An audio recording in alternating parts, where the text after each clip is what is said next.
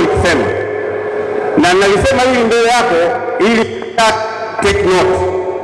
Kuna watu wanaosema kwamba mali za Simba zimehamishwa. Baada ya kuyasikia hayo, ni kuagiza mwanasheria wa Simba, nadhani yuko hapo, anaweza akasimama. Tumefanya official search kwa majengo yaliyo mtaa wa Msimbazi na Bunju, zote zinamilikiwa na Simba Sports Club. Yule anayesema majengo yameuzwa, Simba zimeuzwa, basi atuletee na ushahidi wa huyo aliyemuuzia, maana atakayekuwa ameuza ni yeye.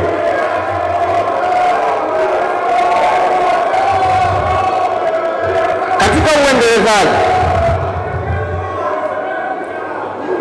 uendelezaji wa uwanja, na kushukuru CEO kwa taarifa uliyoitoa, lakini binadamu kama hutaweza kumshukuru mwanadamu mwenzio, basi uweze hata kumshukuru Mungu.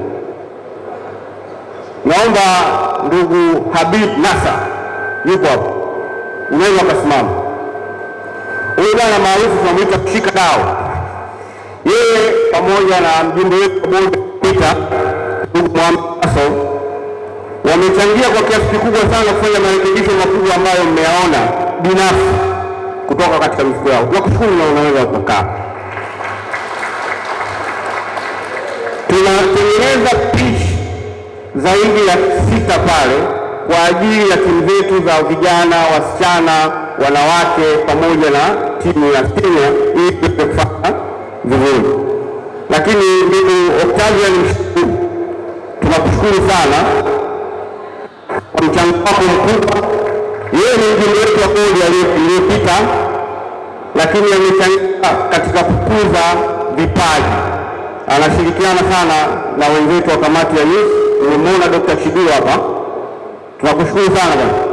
Taarifa ya CEO imesema kwamba tumeweza kupandisha wachezaji 3, lakini tumeweza kupata wachezaji 4 ambao wameenda kupata timu nje ya nchi. Kwa hiyo hilo ni jambo kubwa sana. Mheshimiwa Naibu Waziri, kwa kumalizia, maelezo uliyotoa, sisi ndani ya uongozi hatujawahi na hatutawahi kuwa na dhamira ya kumdhuru yoyote, lakini tunazingatia utaratibu uliowekwa kwa mujibu wa sheria. Wapo wanachama wa Simba Sports Club, ndugu Shawedi Omar, ndugu Hamisi Tika, Ras Simba, ndugu Boss Matola na ndugu Violet Mbele. Hawa waliandika barua kwa kuzingatia katiba ya Simba, wakipendekeza baadhi ya vipengele ndani ya katiba yetu vifanyiwe marekebisho. Tumelianisha na barua ya Baraza la Michezo, na hii naomba lieleweke vizuri. Baada ya kupokea barua hii pamoja na mapendekezo tuliyopewa na mwanasheria mkuu wa serikali, tuliunda kamati ya wajumbe 5 kutoka pande mbili, kwa maana ya upande wa wanachama na upande wa mwekezaji. Kamati hiyo ilikuwa chini ya ndugu Delphinus, sina hakika kama yuko, aliniomba dharura, lakini yuko wakili Ngasa, naomba usimame. Yupo ndugu Hussein Kita na ana udhuru, ndugu Zulfika Chando. Hawa ndio ambao waliandika barua, na majibu ya barua hiyo ndiyo ambayo yamekuwa yakisambaa katika vyombo vya habari na maeneo mengine. Hakuna nia wala dhamira dhidi ya yeyote. Mabadiliko haya tunayafanya ili yaweze kuendana na matakwa ya kisheria kama Mheshimiwa Waziri ulivyosema. Kwa hiyo tutakwenda kwenye hiyo mjadala, na mapendekezo hayo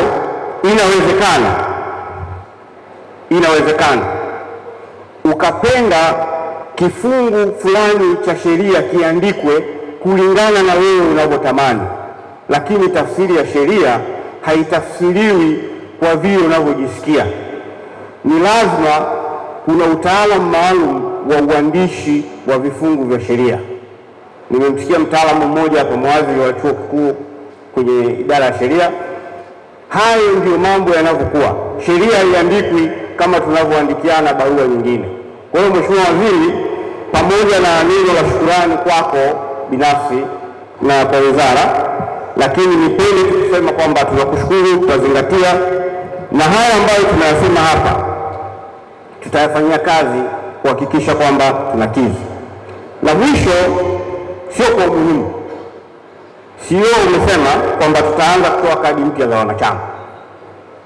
Mimi nasema mifumo ikamilike, na targeti yetu kuanzia tarehe 5 mwezi Januari ni lazima kadi za wanachama zianze kutoka. Aidha iwe mfumo umekamilika au mfumo haujakamilika, lakini sisi tutaanza kutoa kadi tarehe 5 Januari. Ila ndugu wanachama wenzangu, kadi zetu sisi hatutotoa kwenye mfumo wa promotion, kuwaita watu wajazane wachukue kadi kama tunagawa. Hapana, kadi zitapitia kwenye matawi, watapitishwa na watu watapewa kadi zao, ili tuweze kulinda hadhi ya klabu yetu. Nawashukuru sana, nakushukuru Mheshimiwa Waziri. Kama itakuwa unajisikia kuondoka, tunakuruhusu, lakini kama utakwenda kuendelea kuwepo kwenye mkutano huu, tunakukaribisha na tukutakie heri sana katika ujenzi wa taifa letu. Asante sana.